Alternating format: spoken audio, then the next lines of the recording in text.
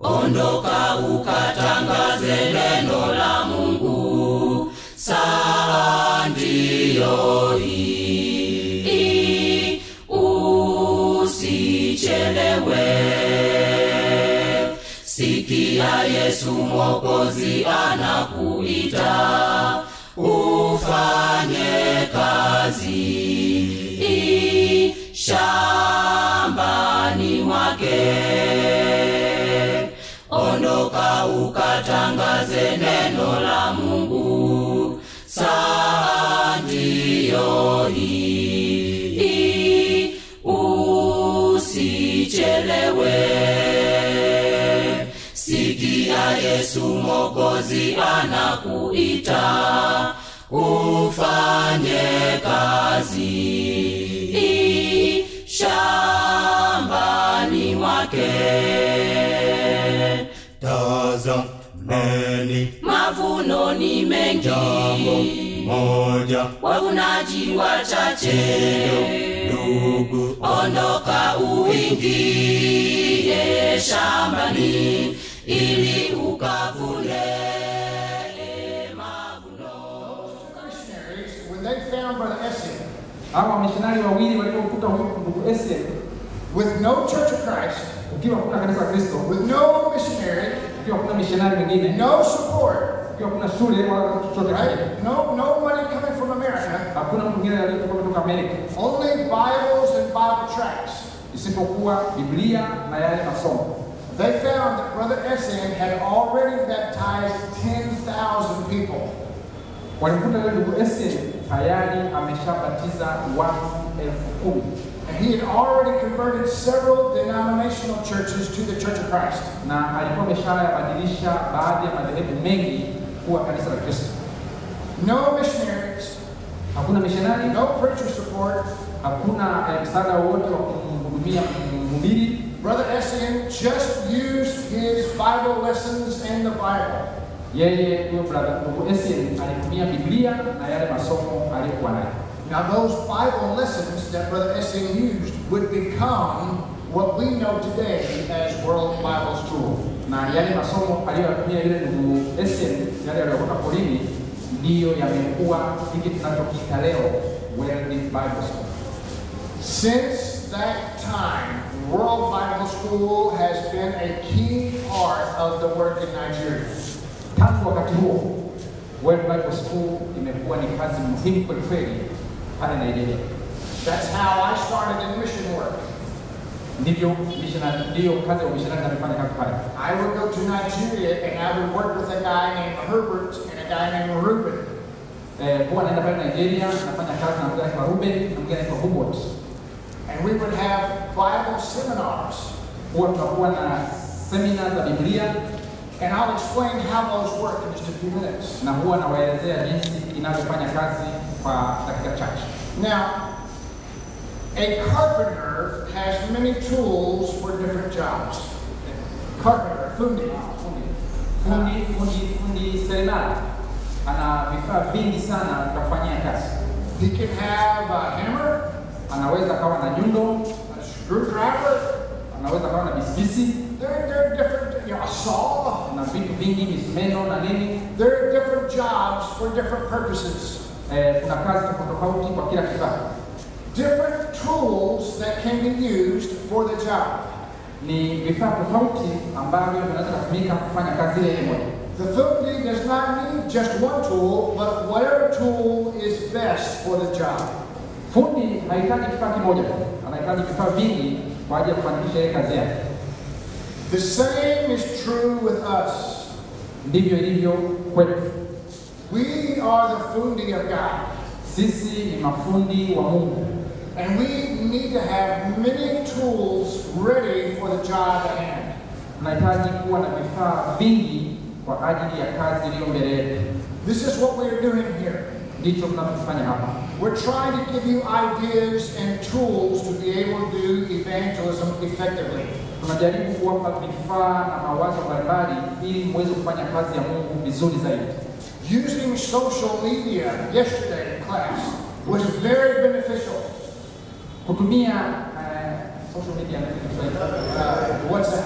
hasa kutumia social media ni jana niliyojifunza ilikuwa ni kitu muhimu sana. And so that was a very eye-opening class for many people. Ile ilikuwa ni darasa la kifungua macho kwa watu wengi. World Bible School can have the same effect. Nasema kwamba World Bible School inaweza ikawa na mambo kama haya. I am simply offering additional tools which may work in your situation. Ninajaribu kutoa vifaa vingine ambavyo tunaweza kutumia katika kazi yetu hii. I am not trying to discontinue any program you have going now. I'm not trying to stop anything you're doing now. Si kwamba nasimamisha kile tunachofanya sasa. I'm not trying to chase anyone away from anything. Wala si kwamba nawafukuza kutoka kwenye kingine chochote tunachofanya sasa hivi. I'm not saying that my program is better than your program. Na si kwamba utaratibu wangu ni mzuri kuliko utaratibu wenu. I am just giving you additional tools for evangelism. Badala yake ninawapatia vifaa vya nyongeza. I started with the story of Brother Essen in Nigeria. Nimeanza na simulizi ya ndugu Essen pale Nigeria. Later, I want to tell you the story of Moses of Bakami. Baadaye nawaambia habari ya Musa. And I'll tell that story at the end. Na nawaambia habari hiyo mwishoni. So I want to talk about what World Bible School is. Naongelea kwamba World Bible School ni kitu gani. And for now, let me say that my job is not World Bible School. Kazi yangu sio World Bible School. I don't work for World Bible School. Mimi sifanyi kazi na World Bible School. I work with World Bible School. Badala yake ninafanya kazi pamoja. It is a good tool for evangelism. Sasa World Bible School ni kifaa muhimu sana kwa kazi ya kuhubiri. That is a very useful thing. Ni kitu muhimu sana kwa kazi hiyo. But I'm not here because I am employed by World Bible School. I am not. Nasema siko hapa kwa sababu nimeajiriwa na World Bible School hapa. I am here on my likizo to tell you about World Bible School because I think it is a good program. Lakini niko hapa kuambia World Bible School ni kitu gani kwa sababu naamini kwamba ni mpango mzuri katika kuhubiri. Did you say likizo? I'm on my likizo, right? I'm using my likizo to come and tell you about World Bible School. Natumia kuja kuambia World Bible School ni kitu gani. And so some of the ideas that I'm going to share with you, kwa hiyo baadhi ya mawazo ambayo tunaweza kushirikiana may be slightly different than what World Bible School will tell you. Inawezekana yakawa tofauti kidogo na kile ambacho World Bible School ingekuambia. World Bible School has their system. World Bible School ina taratibu hizo. And they have a system. Na wanazo taratibu. And I work in that system and outside that system. Na ninafanya kazi katika taratibu hizo na nje ya taratibu hizo. All right. So I want to explain the system. Nataka kuelezea hizo taratibu. And then I'm going to talk about how to work in that system and outside of that system. Na nitawaelezea jinsi ya kufanya kazi ndani ya taratibu hizo na nje ya taratibu hizo. Now, for our purposes, na kwa lengo letu, there are two World Bible School programs we're going to discuss. Kuna taratibu mbili za World Bible School ambazo tunataka kuzijadili.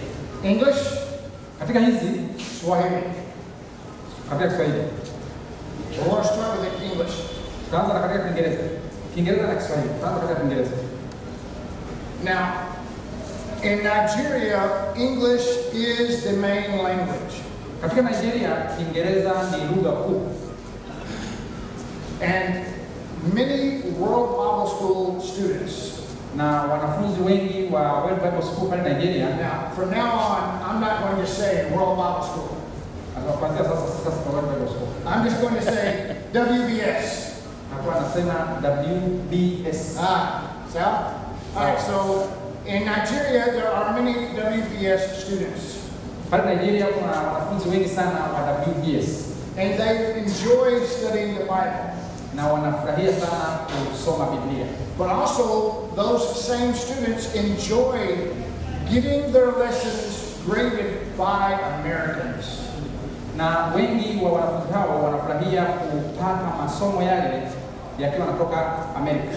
Iko imeandikwa na Marekani. Yes. Let me explain how that works. Ngoja nielezee jinsi inafanya kazi. I am a preacher. Mimi ni mhubiri And I have a WBS student. na ninao wanafunzi wa WBS. And I go to him and I get the lesson from him. Kwa hiyo nakwenda kwake nampatia masomo. It is my job to send that lesson to America. Mimi ni kazi yangu kuchukua yale masomo na kuyatuma Amerika. It's not my job to grade the lesson. Si kazi yangu kusahihisha na kuweka marks kwenye masomo. I am only a distributor. Mimi ni mgawaji tu. Right? And so I get the lesson from a student, I send it to America. Kwa hiyo nachukua masomo kutoka kwa mwanafunzi yule na yatuma huko Marekani. It is graded. Sasa kule yanasahihishwa na kuwekewa marks. And the next lesson is sent back to me. Na somo jingine linalofuata linatumwa kupitia kwangu. And then I go and give the lesson back to the student. The graded lesson and the next lesson to the student. Na naenda nampatia yule mwanafunzi lile somo lililosahihishwa na somo linalofuata. Now, for many years, that's how the system has worked. Kwa miaka mingi huo utaratibu umekuwa ukifanya kazi kwa njia hiyo. There are good things about that system and there are some challenges about that system. Yako mazuri katika utaratibu huo, lakini pia zipo changamoto katika utaratibu huo. One of the main challenges we have in that system is the postal system. Changamoto kubwa iliyoko kwenye utaratibu huo ni changamoto ya posta. It takes months and months and months to get packages from Africa to America. Inachukua muda mrefu kuweza kutuma kale kafurushi kutoka Afrika kwenda Amerika. And then the lessons from America have to come back this way. Na baada ya kuwa yamesahihishwa na masomo mapya, yale masomo yarudi tena Afrika. And so it started to become a problem before the COVID-19. Ilianza kuwa ni tatizo kabla ya COVID-19 ilipokuja. COVID-19. But because of the coronavirus and afterwards, the entire postal system has just been, it's a shida kubwa. Baada ya corona, utaratibu wa posta imekuwa ni shida, ni tatizo kubwa, haufanyi kazi vile inavyotakiwa. And so, give me your phone there, Joseph, right? Phone. Many people have a nice smartphone like this, you know? Ni wangapi wana simu ya? Many of you do. Many of you have these smartphones. Wengi wenu mnazo hizi simu za kisasa. But many of your WBS students do not have a nice smartphone. Lakini wengi wa wanafunzi wenu wa WBS hawana simu kama hizi. They don't have a laptop, they don't have a phone like this. Hawana laptop wala hawana simu kama hizi. So the only way to reach them is with paper. Kwa hiyo namna pekee ya kuwafikia ni kuwafikia kwa kutumia karatasi. And so this paper system is still being used. Kwa hiyo utaratibu huu wa kutumia karatasi bado unatumika mpaka sasa. But sending them from Africa to America is a big challenge. Lakini kuyatuma hayo makaratasi kutoka Afrika kwenda Marekani ni changamoto kubwa. Last year, mwaka jana, I was in Nigeria in January and February. Nilikuwa Nigeria mwezi wa kwanza na wa pili. I mailed to my house in America a letter. I mailed a letter to my house in America. Alituma barua kwenda kwenye nyumbani kwake Amerika akiwa Nigeria. I wanted to see how long it takes to get to America. Nilitaka kuona kwamba inachukua muda gani kufika Amerika. Just a simple letter. That's all it was. One page. Barua ya kawaida kabisa ya ukurasa mmoja tu. Do you know how long it took? Unajua ilikuwa muda gani? 9 months. Miezi 9. Now what if that was a Bible lesson? Je, vipi kuhusu masomo ya Biblia? What if that was a letter from someone asking for baptism? Je, kama kuna mtu labda alikuwa ameandika barua anataka kubatizwa? And we're waiting 9 months for that. That's a big shida kubwa. Utasubiri miezi 9 mpaka aje mtu kubatizwa. And so a new system had to be arranged. Kwa hiyo ilibidi sasa utaratibu mpya uweze kupangwa. Now, in order to cut down on the time of the postal system, ili kuweza kupunguza ule muda wa posta, we would get the WBS lesson. Kwa hiyo wote tunapata yale masomo ya WBS, and some of my workers would scan it into the computer and send it by email. Kwa hiyo baadhi ya wafanyakazi wangu wanayascan yale masomo kwenye kompyuta na kuyatuma. And that would speed up the time to get lessons to America. Na ile inaharakisha, inapunguza muda wa kuchukua yale masomo kupeleka Amerika. We have WBS students waiting 6 months, 9 months, 12 months for the next lesson. Tuna wanafunzi wa WBS ambao wanafanya kazi miezi 6, 9 mpaka 12. That is unacceptable. Hiyo haikubaliki. If someone is studying the Bible, we want to keep them interested. Kama mtu anasoma Biblia, inafaa mfanye afurahie. And so scanning the lesson and sending them to America was a good thing. Kwa hiyo kuyachukua yale masomo ya kuyatuma Marekani ni kitu kizuri.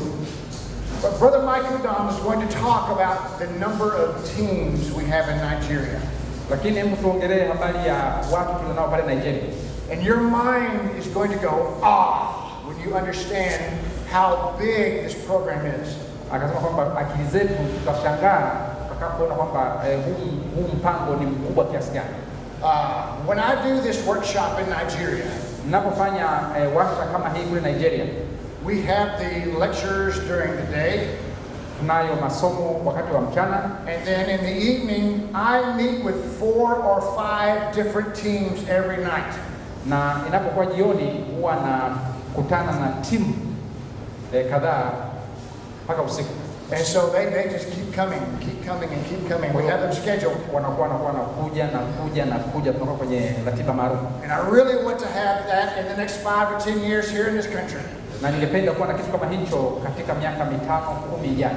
But scanning lessons to America, not every team is capable to do that. Sasa kuyascan yale masomo kuyapeleka Amerika, sio kila timu, sio kila watu wanaweza kufanya hivyo. The problem remains. Bado tatizo linabaki. And so I approached World Bible School about printing WBS lessons in Nigeria. Kwa hiyo huwa nawaendea wale WBS kuhusu kuchapa masomo pale Nigeria. And they said no. Na wanasema hapana. No.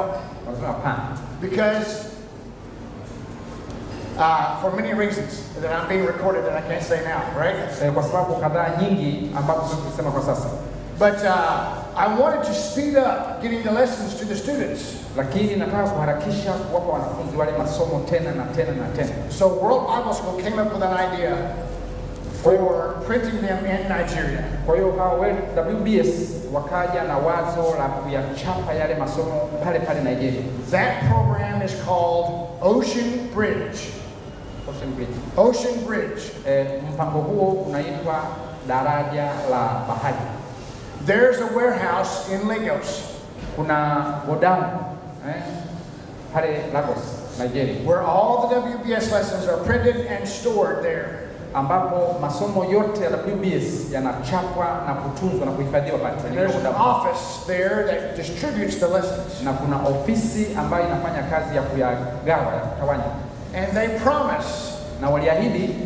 They promise. Wanaahidi that when I, the preacher, gets the lesson to the office in Lagos. Na wanasema kwamba mimi kama mhubiri ninapochukua yale masomo pale ofisini Lagos, that within 2 weeks the next lesson will be ready.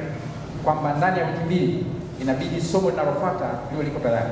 Now that's not happening yet because they're still having problems getting the lessons going. Anasema hiyo bado haijatokea kwa sababu bado wana changamoto kidogo. But it is speeding up the process a lot. Lakini angalau imeharakisha. Now there are challenges to that program. Bado kuna changamoto katika mpango huo pia. As I said, I am not an employee of World Bible School. Kama nilivyosema kwamba mimi si mwajiriwa wa WBS.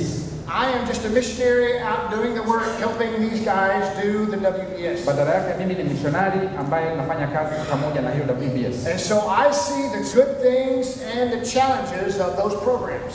Kwa hiyo naona mambo mazuri lakini pia naona changamoto katika mipango hiyo. And I'm trying to work with them to encourage them to improve their procedure. Kwa hiyo naendelea kufanya kazi pamoja nao kuona kwamba tunafanya mwisho uwe mwema. The Ocean Bridge program is key to speed up delivery of lessons and keeping students engaged in their studies. Mpango huo wa daraja la bahari kazi yake kubwa ni kuharakisha masomo. WBS lessons are printed and stored, I already said that. Tanzania is not ready for that yet. Tanzania bado haiko tayari kwa jambo hilo. We need to start somewhere. Tunapaswa kuanzia mahala fulani. Many people in Tanzania are challenged when it comes to English. Watu wengi hapa Tanzania kuna changamoto unapokuja kwenye swala la Kiingereza. But I know that in secondary schools and other places, English is the tool being used. Lakini najua kwamba katika masomo ya sekondari na kuendelea, najua kwamba English inatumika.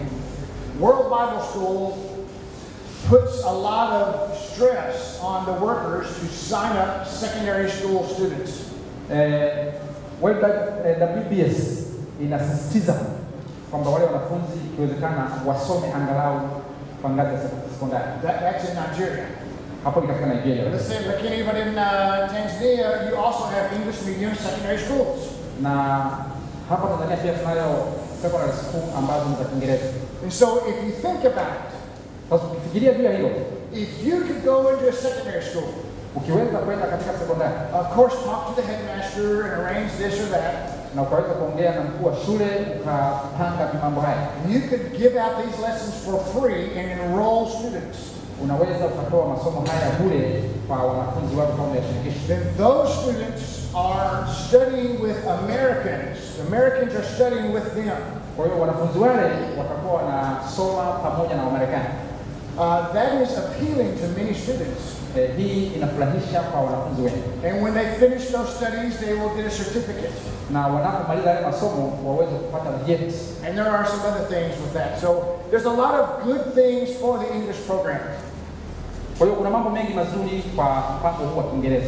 And those are some of the ideas that you can use for World Bible School in your area. Na hayo ni baadhi ya mawazo ambayo tunaweza kutumia kwa habari ya WBS katika maeneo yetu haya. Enroll students in the English, secondary school students in the English to study with Americans. Kwa wanafunzi wa shule za sekondari za Kiingereza ukaunganisha na Wamarekani kwa nasoma kwa njia hiyo. Then we can get those lessons back to America and then back to you. Na unakuwa unachukua yale masomo unawarudishia Wamarekani, yanasahihishwa na kama mengine unawarudishia tena. That is basically how the English side works. Hivyo ndivyo mpango kwa Kiingereza unavyofanya kazi. The Swahili-based program has nothing to do with America. Mpango wa Kiswahili hauna chochote kuhusu Marekani. WBS lessons will be printed and stored here in Dar es Salaam. Kwamba masomo hayo ya WBS yatachapwa na kuhifadhiwa hapa hapa Dar es Salaam. They will not be sent back to America for grading. Havitatumwa Marekani kwenda kusahihishwa. But we will have one or two individuals here in this city grading the lessons and sending the next lessons. Tutakuwa na watu wawili watatu hapa hapa ambao watakuwa wanasahihisha hayo masomo na kutuma mengine. Now you, as the preacher, sasa nyinyi kama wahubiri can go into the market. Mnaweza mkaenda sokoni. Can go to non-Christians. Mnaweza mkaenda kwa watu wasio wa Kristo. You can go to anyone and offer them this idea of studying the Bible through World Bible School. Mnaweza mkaenda kwa mtu yoyote na kuweza kushirikiana naye kusoma Biblia kupitia WBS. At the end of their studies, they will get a certificate and a Bible. Na mwisho wa masomo wanapata cheti pamoja na Biblia. It will all be done in Swahili. Hiyo inaweza kufanyika kwa Kiswahili. These completed lessons will be returned to our office here in Dar es Salaam and the next lesson sent out. Kwamba masomo yale yaliyokamilishwa yatakuwa yanaletwa kwenye ofisi hiyo ya Dar es Salaam na kusahihishwa na somo linalofuata linatumwa tena. Keeping accurate records is very important for this process. Kutunza rekodi sahihi ni kitu muhimu sana kwenye mpango huu. We have to track the students. Lazima tuwafuatilie wanafunzi.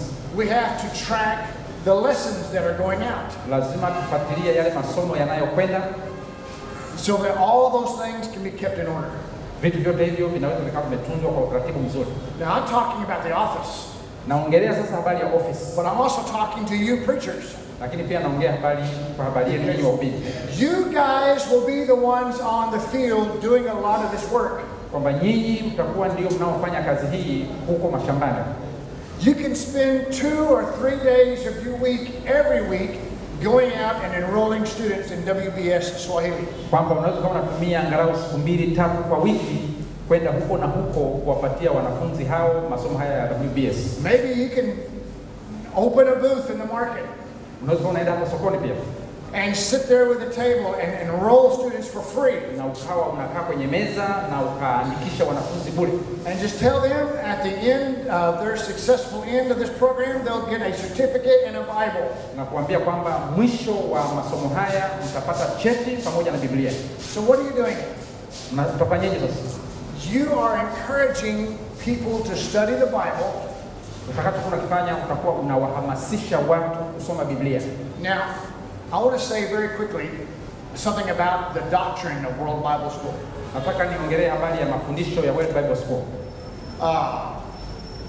I am very happy with where World Bible School is doctrinally. Na furaha kuongelea mahali World Bible School ilipo kwenye mafundisho. Earlier this year, we had the great workshop in Nigeria. Earlier this year, mwanzoni mwa mwaka huu walikuwa na kama mkutano pale Nigeria. And we had the new president of World Bible School and his wife with me. Alikuwepo rais wa WBS pamoja na mke wake wakiwa na ndugu huyu. And I was listening to what they had to say. Nilikuwa nasikiliza kile wanachosema. Now, in American Churches of Christ, katika makanisa ya Kristo kule Amerika, how do I say this? Okay, let me put it to you this way. Ngoja niweke hili namna hii. You have Kenyan Swahili and Tanzanian Swahili. Ndio? Tunacho Kiswahili cha Kenya na Kiswahili cha Tanzania. It's the same language but different, right? Accent. Different accent. Ni lugha moja lakini matamshi tofauti. It's used in different ways. Kinatumika kwa namna tofauti. Right? Ndio. Now, in America, in Churches of Christ, sasa katika Marekani kule kwenye makanisa ya Kristo, you listen to what people say. Unasikiliza kile watu wanachosema. And the words that they use and how they use them tells me what kind of person they are doctrinally. Na maneno yale wanayotumia yananieleza kwamba hawa watu ni watu wa namna gani kimafundisho. Okay, so are they liberal, right? Are they liberal? Do they want to bring in the drums and have women preachers? Je, watu hawa kwa maneno haya wanaoyasema, je, ni waliberali? Ni wale walegezaji wale wasioshika sheria? Because I tell you truly, in America we have that problem, and it's a shida kubwa, right? Anasema kwa Marekani nalo tatizo hilo tena ni tatizo kubwa, waliberali, walegezaji. And so part of my job, now you see me doing World Bible School and all these things. Anasema sehemu ya kazi yangu kwenye hii WBS. But a big part of my job, ambayo ni sehemu kubwa kabisa ya kazi yangu, is to watch and listen. Ni kuangalia na kusikiliza. Watch and listen. Kuangalia na kusikiliza. Specifically to Nigerians right now. Na hasa kwa sasa hivi kwa Nigeria. I'm always watching and listening to Nigerians. Sasa hivi naangalia na kuwasikiliza wa Nigeria. Because in America we have many problems with doctrine. Kwa sababu kwa Amerika tuna tatizo kubwa la mafundisho. I'm always watching and listening to any doctrinal problems that come into Nigeria. Kwa hiyo niko pale kuangalia kila fundisho linalokuja pale Nigeria. And I am always listening and watching to see who's coming and what they're saying. Kwa hiyo mara zote nasikiliza na kuangalia ni nani anakuja na ni nini anafundisha. I tell you truly, nawaambia ukweli. In America we are struggling with this. We're struggling with doctrinal issues. Sasa kwa Marekani wanahangaika sana, wanasumbuka sana na hili swala la mafundisho. And it is destroying our evangelism efforts. Na sasa swala hili linaharibu kabisa zile jitihada zao za kuhubiri. And so when I come to Nigeria, Kwa hiyo napokuja hapa Nigeria, I'm watching and listening for doctrinal problems. ninaangalia na kusikiliza tatizo la mafundisho. And oftentimes I step into those issues. Na mara kadhaa huwa naingilia mambo haya. I try to deal with those doctrinal issues directly. Najaribu kushughulikia hayo matatizo ya mafundisho. God be praised, things are going well in Nigeria. Na jina la Bwana libarikiwe, kazi inaenda vizuri pale Nigeria. We still have problems, but we are dealing with those problems directly and quickly. Kwamba yanapotokea matatizo tunayashughulikia yale matatizo moja kwa moja. The biggest problem we're having in Nigeria is Pentecostalism. Tatizo kubwa walilo nalo pale Nigeria ni Upentecost. Because churches of Christ don't pay much. Kwa sababu kanisa la Kristo halilipi sana pesa. But if you can start saying that God has spoken to me, you can open up your own church. Anasema lakini ukianza kusema kwamba Mungu amenituma, Mungu ameongea na mimi, unaweza kuanzisha kanisa lako mwenyewe. And just think of the money you'll get by being the pastor of your own church. Fikiria pesa utakayoipata ukiwa pastor, ukiwa I tell you truly, mchungaji. I am active in that side, trying to keep that under control. Anasema niko makini katika eneo hilo kuhakikisha kwamba hilo jambo linaenda vizuri. Now, why am I saying all that? Kwa nini nasema maneno yote? I had the president of World Bible School and his wife with me in January this year. Anasema nilikuwa pamoja na rais wa WBS pamoja na mke wake Januari pale Nigeria. I did not know him. Sikuwa nafahamu. Well, I have met him. Wala sikuwa nimekutana naye. But I did not know him. Wala sikufahamu. Right? And so I was watching and listening to the things he is saying. Kwa hiyo nilikuwa nawaangalia na kusikiliza kile wanachosema. Because World Bible School is such a good force for evangelism, I wanted to make sure they're not being carried away by liberal doctrines. Kwa sababu WBS ni kifaa muhimu sana. Sikutaka kichukuliwe au kipeperushwe na haya mafundisho yasiyofaa. I want you to know I was very pleased with what I heard. Nilikuwa nataka kujua na nilikuwa niko makini kwa yale niliyosikiliza. World Bible School continues to be a good, sound evangelism tool. WBS inaendelea kuwa ni kifaa muhimu sana katika swala zima la kuhubiri. Now, sasa I don't remember what I was talking about. What was I talking about? I got distracted, right? I was talking about Swahili. The Swahili-based program. And so, you, the preacher, yes, that's what I was saying. Yes, that's what I was saying. You, the preacher, are out signing up and enrolling students in World Bible School. Tumia wahubiri kuweza kuandika, kushirikisha watu kwenye mpango wa World Bible School. And you can sign them up in English or Swahili, either one. Unaweza ukawaandikisha kama kwa Kiswahili au kwa Kiingereza vyovyote vile. How does that benefit you? Hiyo inakufaidisha kiasi gani? I tell you truly. Nakwambia ni ukweli. When you come up to someone's door, right? Unapokuja kwenye store, ukapiga hodi. I want to preach the Bible to you. Nataka kuhubiri Biblia kwako. What are they going to say? Watakuwa wasemaje hapo? Some will say karibu. Wengine watasema karibu. Some will say, I'm a Catholic, or I'm a this, or I'm a that. I'm fine, right? Wengine watakataa kwa sababu mbalimbali. And so they chase you away. Wanakufukuza uondoke zako. Because there's conflict. There's confrontation there. Kwa sababu kuna mashindano, kuna ugomvi pale. You can be as nice as you want, the most polite preacher. Unaweza ukawa mpole, ukawa mwema kabisa inavyowezekana. But for many people, lakini kwa watu wengi, when you come in, you're bringing conflict. Unapoingia pale unapeleka ugomvi, unapeleka mafarakano. Why? Kwa nini? Because they're Catholic. Kwa sababu wa Katoliki, their mother's Catholic. Yule mama yao Katoliki. Their children are Catholic. Yule kanisa la Katoliki. Right? And so if that person wants to make a change, that's going to affect all of their family issues. Anasema kwamba mtu huyu anataka kufanya mabadiliko ambayo yataharibu familia nzima.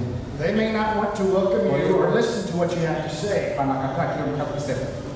But if you sign them up for World Bible School, lakini ukiwaandikisha kwenye WBS, they're able to study those lessons on their own time. wao wenyewe na kwa wakati wao wenyewe. Real quickly, I want to tell you about another tool. Nataka niwaambie kuhusu kifaa kingine. World English Institute.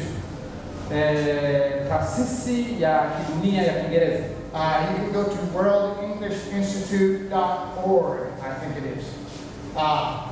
But if you go to Google Ukienda kwenye taasisi hiyo and you study and you search for free English lessons, na ukatafuta masomo ya bure ya Kiingereza, many times what are you going to find?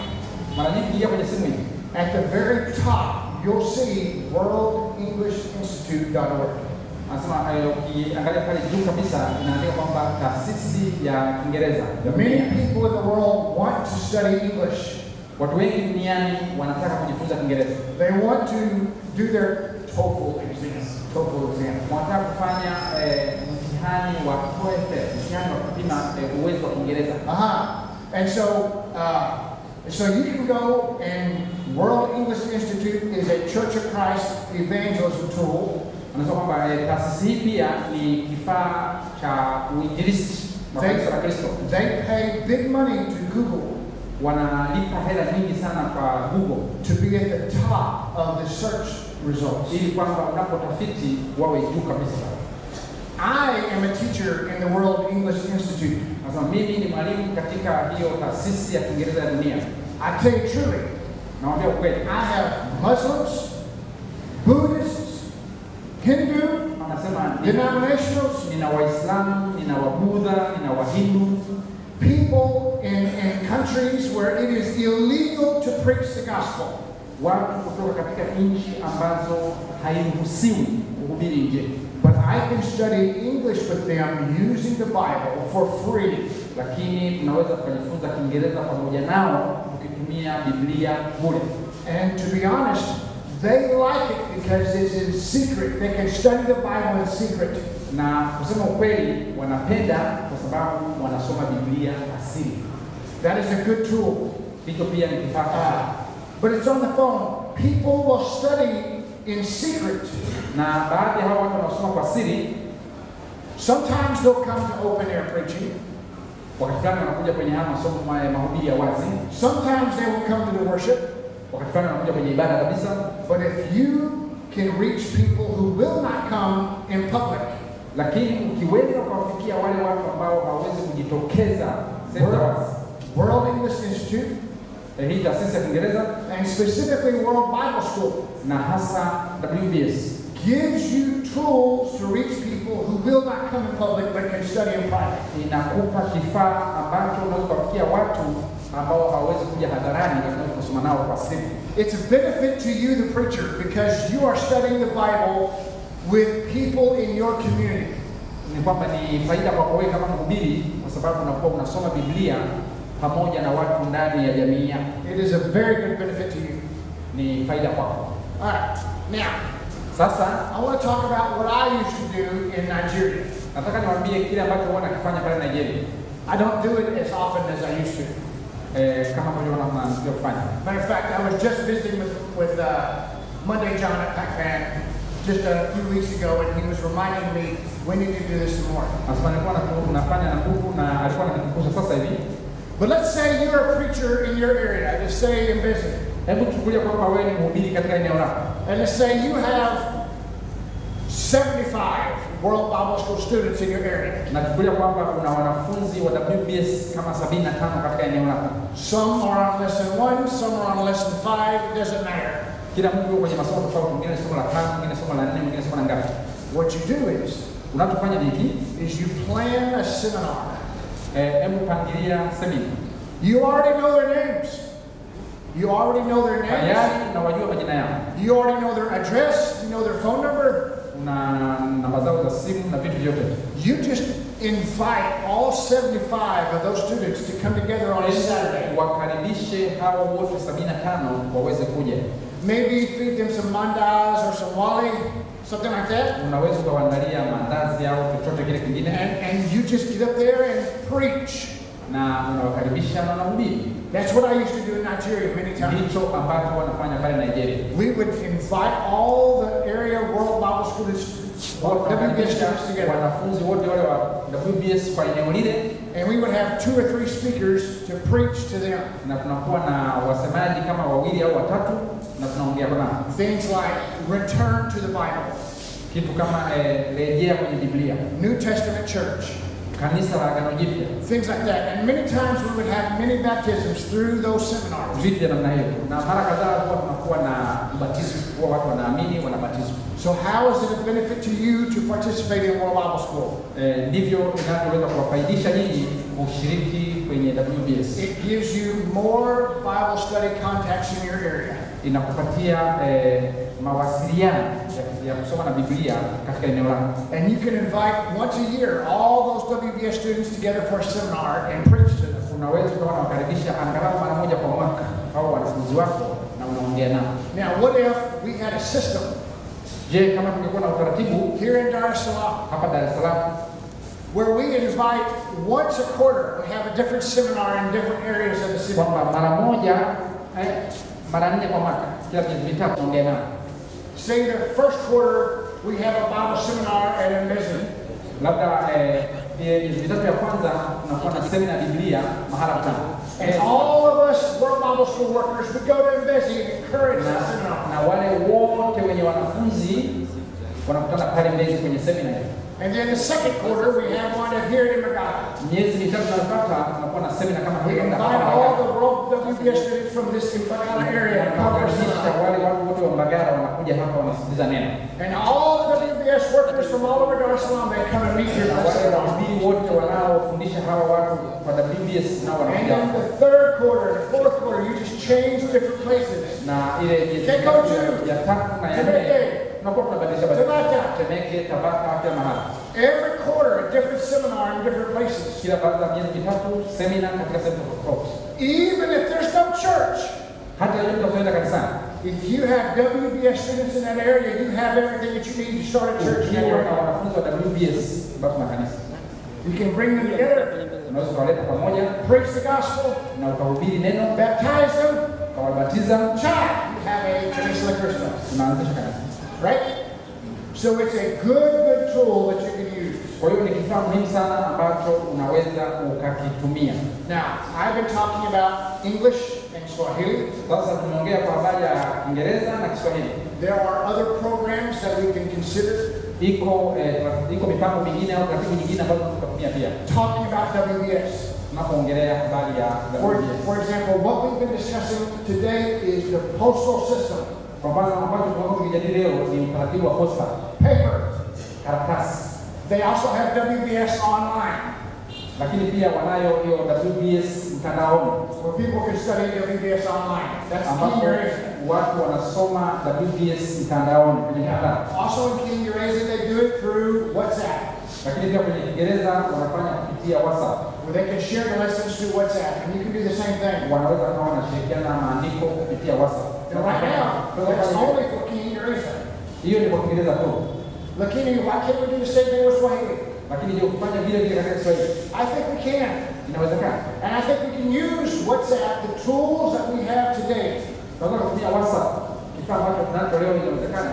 We are in the 21st century. Sisi ni watu wa karne ya 21. And we have the tools to be able to do evangelism. Let's use the tools. Tunavyo vifaa tunavyoweza kutumia kufanya uinjilisti. Hebu tutumie hivi vifaa. Now I want to talk about how you can key into this program. Tuangalie jinsi tunaweza kuingia katika mpango huu. WBS is not just for one person in an office somewhere here in Dar es Salaam. Nasema WBS si kwa ajili ya mtu mmoja aliyeko ofisini mahala fulani hapa Dar es Salaam. That person in the office is not the boss of anybody. Anasema yule mtu pale ofisini sio boss wa mtu yoyote. Just someone to keep records. That's all that person is. Just someone to keep records. Yule mtu kazi yake ni kutunza records kazi yake. The real WBS workers are you, the preachers. Hasa wafanyakazi wa WBS ni nyinyi mnaohubiri. That's where the real success in this program comes. Mafanikio hasa ya mpango huu yako hapo kwa nyinyi mnaohubiri. You going out and signing up students, enrolling them in unakwenda huko nje, unatafuta wanafunzi, unawaandika na kuwaingiza kwenye mpango wa WBS. But it's not just about enrolling new students. Lakini si kuwaandika tu wanafunzi wako. It's about following up on those students. Lakini ni pamoja na kuwafuatilia.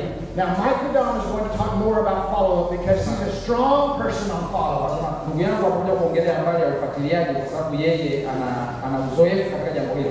One of the problems we have in Nigeria Tatizo mojawapo tunalo kwa Nigeria is that some WBS workers, they like to go and sign up thousands and thousands and thousands of these students. Kuna baadhi ya wafanyakazi wa WBS kule Nigeria wanakwenda kule nje wanaandika watu maelfu kwa maelfu kwa maelfu.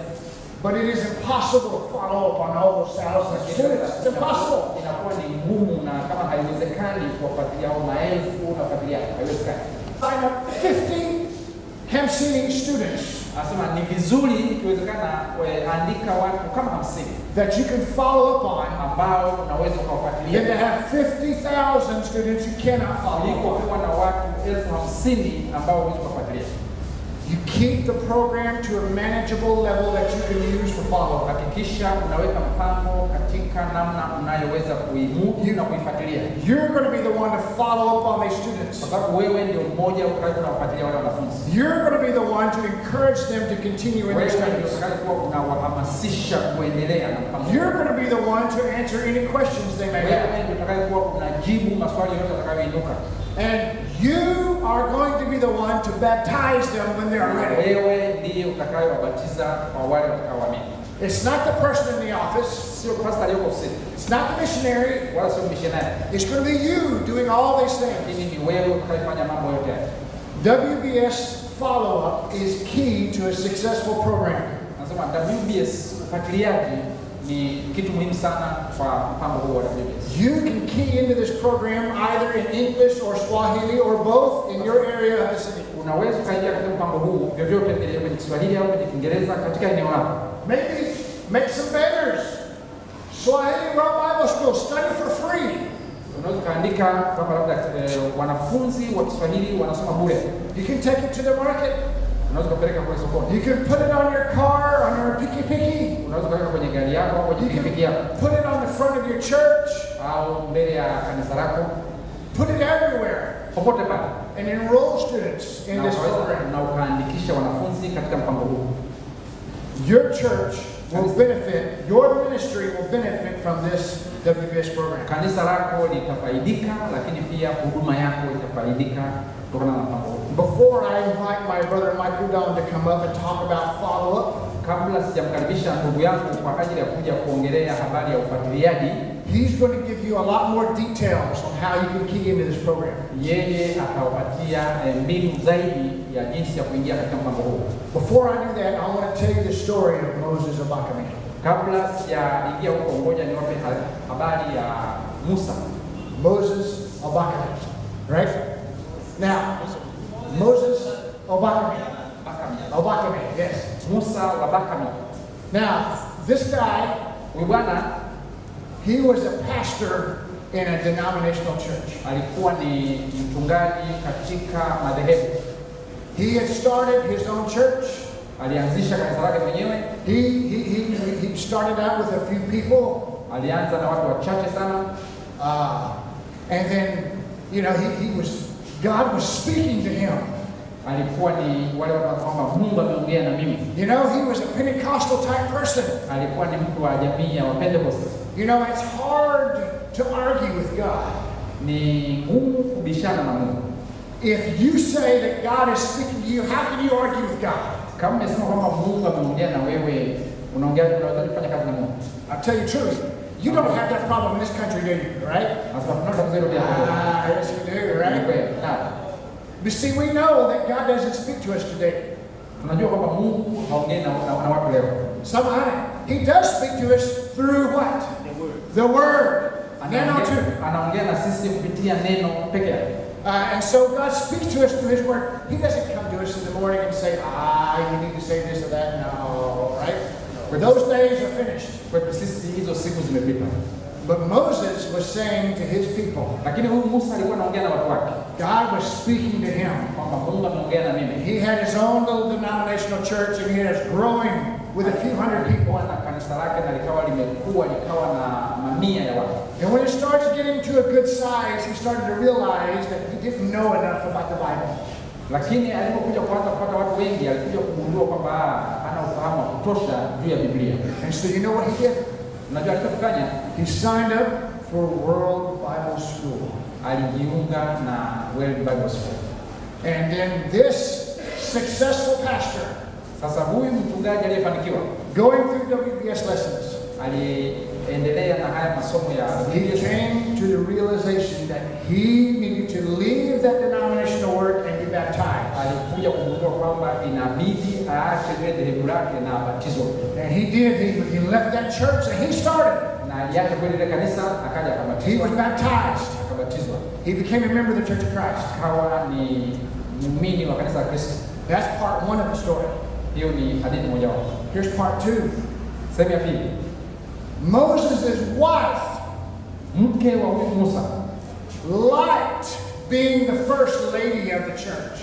Alipenda kuwa mke wa kwanza katika kanisa. She liked being the woman in charge. Alipenda kuwa mwanamke katika kanisa. She was not happy that her husband was willing to give up this church that they started and just join some other church. What was that? Hakufurahia kitendo cha mumewe kuacha lile kanisa ambalo wameshafanikiwa, wako juu, wana uwezo, wana heshima, wana watu. Sasa mume ameliacha, ameenda kwenye kanisa jipya, kanisa la Kristo. She enjoyed the power and authority and money of being the pastor of that church. Alifurahia yale mamlaka na pesa na heshima na vyote walivyokuwa kwenye ile kanisa la maji. She was so angry with her husband. Kwa hiyo akamkasirikia mume wake. She did not speak to him for the entire year. Not one word. Akaacha kusema na mume wake kwa mwaka mzima. Finally, mwisho wake, when she saw that he was serious about the Church of Christ, alipogundua kwamba mumewe yuko makini kabisa na kanisa la Kristo, wala hafanya mchezo. He wasn't a preacher. Alikuwa ni mhubiri. He was just a member of the church. Alikuwa si mhubiri, alikuwa ni dedicated member of the church. Muumini tu wa kawaida. When after a year of seeing that, baada ya kuona hivi, the wife signed up for World Bible School. Mwanamke naye sasa naye akajiunga na World Bible School. And through WBS lessons, she realized that her husband, kupitia masomo yale ya WBS, akagundua kwamba mume wake alikuwa sahihi. She was also baptized. Na yeye mwanamke naye akabatizwa pia. And now Moses and his wife are the preacher of a large congregation in Abuja. Sasa hivi huyo Musa na mke wake ni wahubiri katika kanisa kubwa kabisa pale Abuja, Nigeria. That church has elders and deacons and is doing well. Na lile kanisa lina wazee na mashemasi na linafanya vizuri. And he is very active in WBS and promoting it. He's a very good brother to Christ. Sasa ni mshiriki na ni mtumishi katika WBS na anahubiri watu wengine. All of that is made possible because of WBS. Nasema yote hayo yanawezekana kwa sababu ya WBS. Naweza nikatumia hata masaa 12 kuambia habari ya hadithi za mambo ya namna hiyo. I can tell you about my dear friend Reuben who left Islam through WBS. Anasema naweza kuambia habari za Reuben aliacha Uislamu kwa sababu ya WBS. Many stories. Hadithi nyingi sana. Of how WBS has changed people's lives. Kwamba WBS imebadilisha maisha ya watu. And I want the same opportunity for you. Sasa nataka nafasi hii tuitumie sisi. Now I ask for your patience. Na omba uvumilivu wenu. I ask for your cooperation. Naomba ushirikiano wenu. As we continue to discuss and get things set up here in Dar es Salaam. Kadiri tunavyoenda kujadiliana na kuhakikisha kwamba hivi vitu vinafanyika hapa Dar es Salaam. In my mind, katika akili yangu, I see all over the city banners encouraging World Bible School. Naona hapa mjini watu wengi tunaweza tukawashawishi kwa habari ya WBS. Everywhere you go, you see something about WBS. Mahala mbalimbali unapopita unaona kitu fulani kuhusu WBS. All these different preachers wearing shirts that say World Bible School. Wengi hawa wahubiri waliovaa t-shirts wameongelea habari ya WBS. The world of possibilities is fantastic for you. Kwamba uwezekano mkubwa kabisa upo kwenu. And so I am here standing to share these stories with you. Niko hapa kuweza kushirikiana nanyi hadithi hizi. I'm here to encourage you on this, Kuweza kuhamasisha juu ya jambo hili, how you can use this tool. kadiri namna mnavyoweza kutumia chombo hiki. Hopefully this next year we'll have things set up here in the city and we can start small and then go from there. Labda mwakani tunaweza kuanza kidogo kidogo na kuanzia pale tukaendelea. Nashukuru sana. Asanteni sana. I'm going to close my section. Naenda kufunga sehemu yangu. The next section is going to be Mike Udam talking about follow-up. Sehemu nyingine itakuwa ni habari ya Mike, habari ya follow-up. I don't know if we're ready for chai yet. Are we ready? Nakwenda kwanza kwa chai. Let us stand up. Sasa stretch a little bit. Wafisi niko kwako. Stretch a little bit. Stretch. Yes. Maono ni mengi shambani.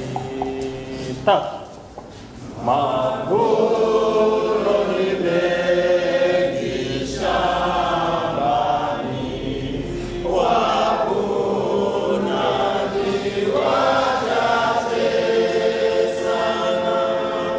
Enyi vijana wa leo, twendeni shambani.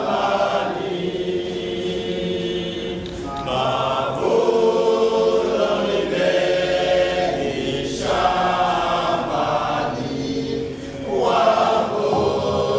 Wavunaji wachache sana. Enyi vijana wa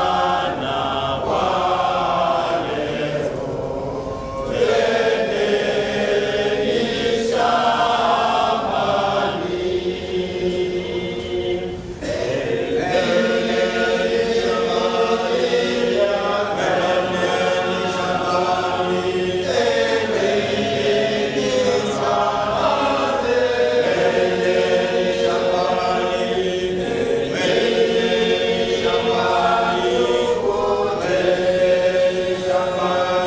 twendeni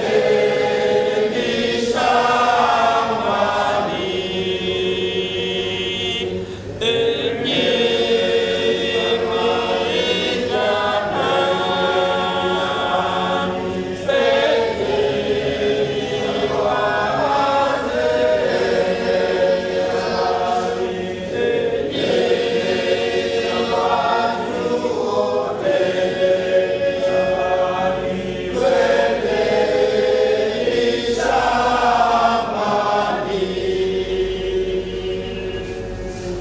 Now I'm coming, my time is reduced. I'm going to try to say a few things in the next 10 to 15, 20 minutes. Jamani, kwa muda wa dakika 10-20 nitajaribu kuongezea au kuongezea katika habari ya kofia. Let me explain this, and I want it to be noted. Nataka niwaelezee haya mambo na myafuate. If you know any important person in the church that is going to be useful for the church to grow in Tanzania, that is in this seminar that is hovering outside, Mtu muhimu ambao atatumika katika ukuaji wa kanisa hapa Tanzania ni wale tulio ndani. go and call him inside. Wote tulio ndani. This 20 minutes is Dakika very, very important. Dakika 20 ambayo tutaanza sasa ni muhimu You know, sana. the devil does not have a defined way of approach. Jamani, ibilisi yeye ana mpango yake jinsi ya The kukuvamia. devil can allow you come to the seminar, Ibilisi anaweza kukuruhusu uje seminar pretend to give you something that you think that is very important, na kukufanya waanze kufanya vitu ambavyo unafikiria kwamba hivyo ni muhimu, distract you from hearing the critical information, na kukutoa katika ile akili kuitoa ili uweze kushindwe kuweza kufuata. and you return back empty. Na ukitoka hapa, huyo ibilisi amechukua kila kitu, unarudi nyumbani bila hata kila kitu umesahau. In Nigeria, we have banned, some of us, we have banned asking questions in seminars. Kule Nigeria wamezuia. What did you ban? We are banned asking questions. Tumezuia kule Nigeria kuuliza maswali kwenye sababu. We have replaced it with what are you taking home with? Tumeweka kitu ambacho mkija kwenye semina tunajiuliza umejifunza nini? Umechukua kitu gani kwenda nacho nyumbani? So many people when the seminar is going on, they move around, they discuss with their friends. Kuna watu wengi wanapokuwa na semina wao kazi yao ni kuzunguka kuongea na yule, kuongea na yule. And the moment they come for question, they raise your hand up. Na baadaye unaposema kwamba jamani mmeelewa, yeye amenyanyua mkono. Satan will give them a very beautiful question. Na ibilisi wale watu wanawapa swali nzuri. The moment the teacher makes a mistake in the answer, hata pale mwalimu anapojibu kosa tu kidogo, all the things that you have learned, yale mambo yote mliyojifunza, Satan will erase it from your brain atamshambulia yule mwalimu akifuta kila kitu on that question.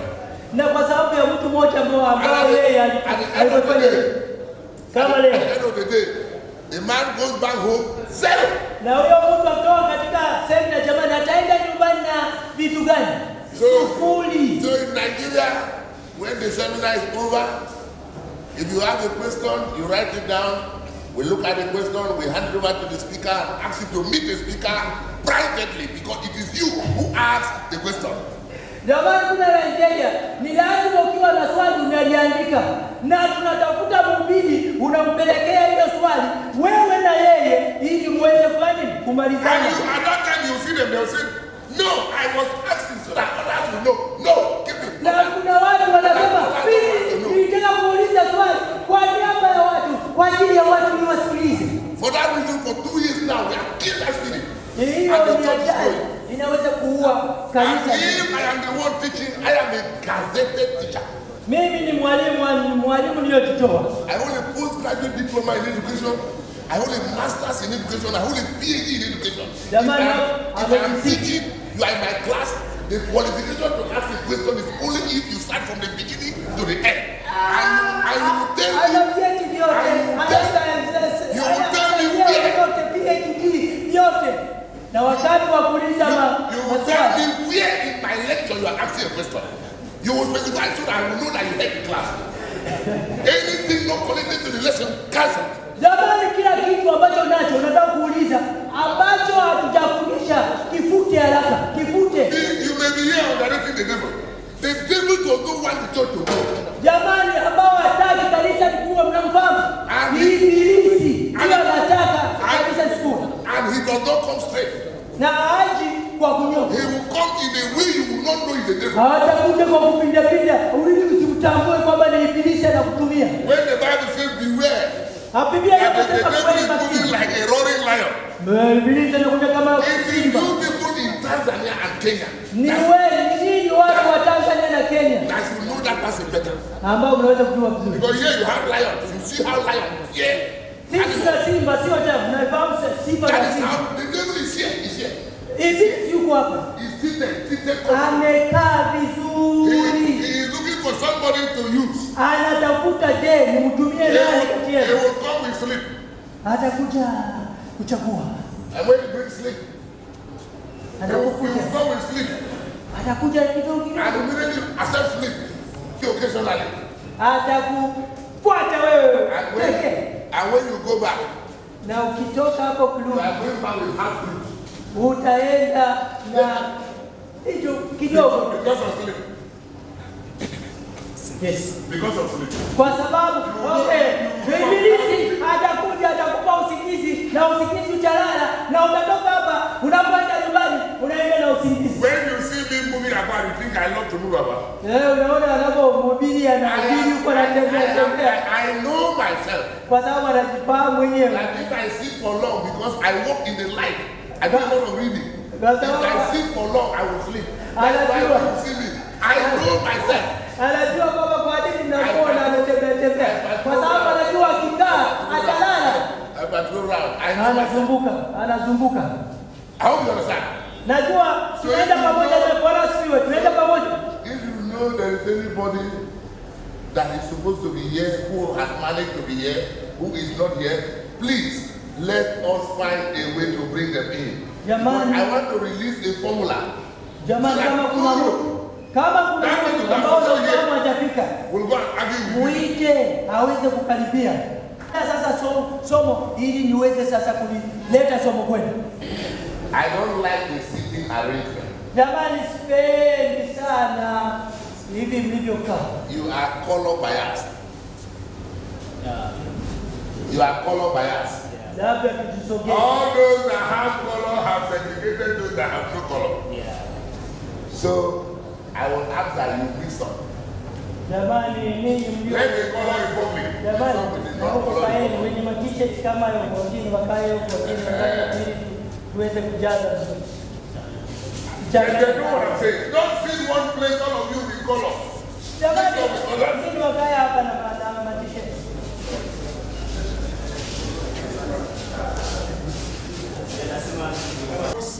Chukueni madaftari yenu. The first thing I want to say, Jambo moja la kwanza nataka kusema. I want to let you know that Nataka mjue on the continent of Africa, katika bara la Afrika there are 41% Christians. kuna asilimia 41 kwa Kristo. 41%. 41. Yes, 41. Christian there, you can say, put a vote. Okay. Ambao wanajiita wa Kristo. Wanaojiita wa Kristo wote asilimia pamoja na madhehebu. Asilimia ngapi? 41.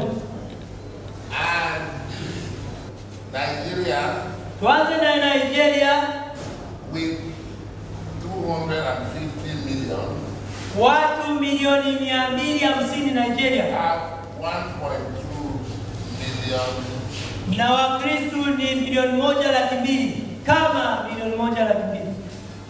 Lakini wenyeji wa Nigeria wako milioni ngapi jamani? Milioni 250. Wakristo milioni 1. Tuko pamoja? So